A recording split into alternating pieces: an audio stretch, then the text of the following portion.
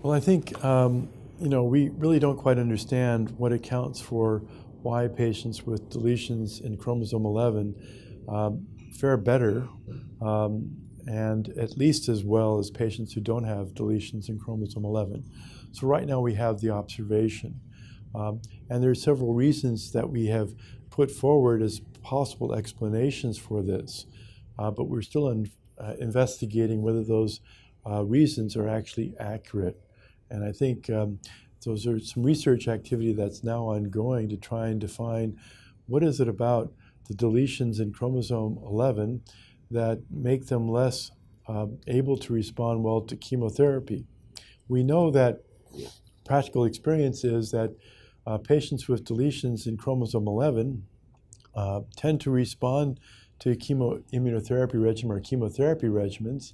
However, the duration of the response appears to be shorter than if they did not have deletions in chromosome 11. And the exact reason for that is not clear, but it seems to indicate that the leukemia cells, when they have deletions in chromosome 11, may have maybe less stability in their genome. They may be getting greater signaling through their receptors, such as the B-cell receptor, and they may be more prone to spinning off variants that could lead to resistance to therapy.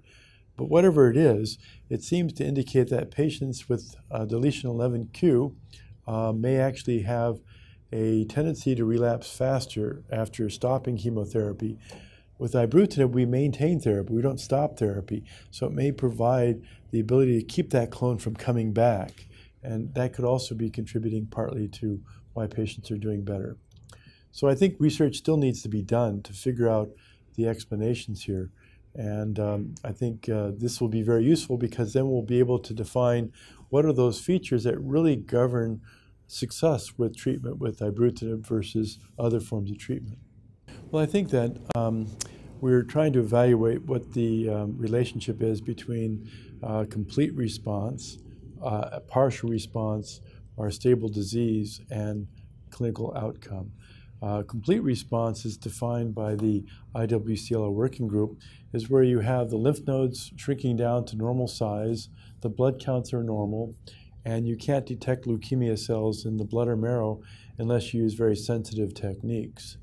So the patient should have normal blood counts, they should have no anemia, they should not have a low platelet count. And if they achieve all that, they have a complete response. This is a definition of good response to treatment. And with chemoimmunotherapy, that's what we want to achieve. Because chemoimmunotherapy is given for only a short duration of time, up to 4 to 6 months of treatment, and then we stop treatment, at which time we assess for a complete response. And those patients who achieve a complete remission tend to do better than patients, of course, that do not achieve a complete response. A partial response is where they only have 50% reduction in the size of lymph nodes, and obviously they still have residual disease after treatment. Now with Ibrutinib, we do maintain patients on continuous therapy, and so it's not the same when we compare the responses with chemoimmunotherapy, because it's a little bit like apples and oranges, because we have patients on continuous therapy. So what we're talking about is that patients don't generally achieve a complete response in the first several months of treatment. Generally speaking, they have what's called a partial response. Namely, you still can detect leukemia cells in the blood or in the marrow. It's very easy to detect, even after 9 or 12 months of therapy. But the patients are responding well to treatment, and the disease is being maintained, and they're tolerating the drug well. It doesn't seem like you have to worry about stopping therapy because you're accumulating a lot of toxicity as you would with chemotherapy. If you administered chemotherapy on and on for months and months and years, chances are the patient wouldn't tolerate that very well. So I think we have to now reassess what it means to be in complete remission versus partial remission, particularly with drugs that we can continue on and on. If the patients are tolerating the drug well and not having side effects with therapy, then even if they're a partial response, then that partial response may maintain itself and may even over time turn into a complete response, maybe after even a year or two of therapy. And so it's like a moving target here. And since they're continually on therapy, it's probably safe to say that they're going to perhaps continue to do well as they are doing on therapy at the time. So I think for that reason, we can't really equate the two. And I think as surrogate markers, which is what these are markers that help to define overall survival. That's the critical thing.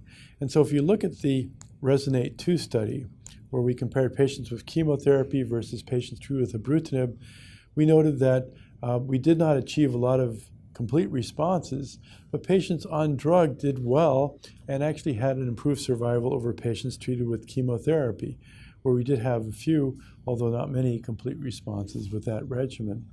So I think that insofar as being able to equate a complete response with survival, that's difficult for all types of therapies. I think we have to really look at the type of therapy to be able to make that leap of using that as a marker for survival.